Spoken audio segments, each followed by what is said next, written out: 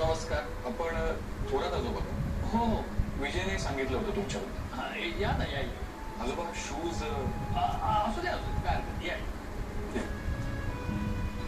गीतो हे बघ कोण आलाय. विजय तुमच्या कंपनीतच काम करतो ना. हो.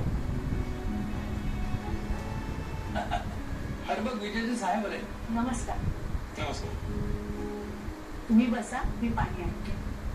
बसा या या या. बस.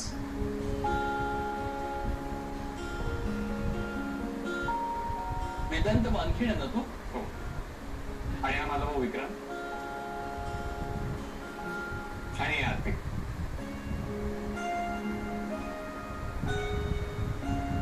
ठीक आहे पाणी. थँक्यू.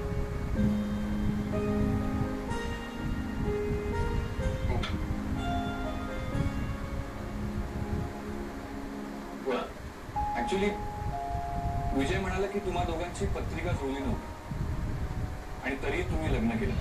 हो खरंय ते.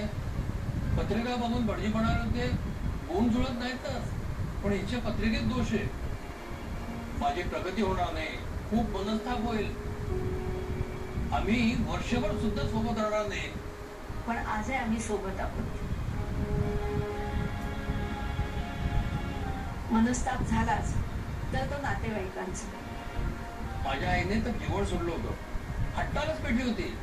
लग्न मोडण्यापर्यंत गोष्ट आली होती, पण आम्ही दोघेही ठाम होतो.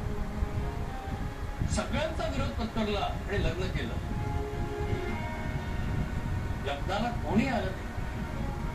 आता मात्र सगळे येतात बघतात. आम्ही आजही आनंदी आहोत.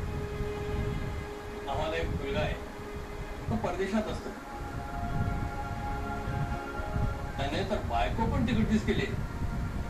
तिची तर पत्रिका पण नव्हती, पण तरीही ते दोघं सुखात आहेत. मला कळत नाहीये आलोय आपण इथे. समजेल. पत्रिकेतले गुण जुळो न जुळो, मन जुळली पाहिजेत, विचार जुळले पाहिजे. आणि पत्रिकेकडे बघत जगायचं म्हटलं तर आपली प्रगतीच होणार नाही. महत्वाचं काय, एकमेकांना समजून घेणं, एकमेकांसाठी थोडे बदल करणं, छोट्या छोट्या मतभेदांकडे दुर्लक्ष करा.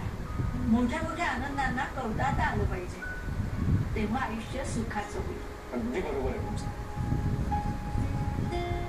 हेच ऐकायचं होतं. आजी, आजोबा,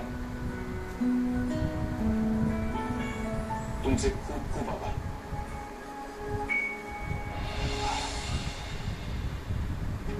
येतो. अरे थांबा, चहा करते ना. नाही ना, नेक्स्ट टाइम. सुखी राहा. सुखी राहा. चला निघूया.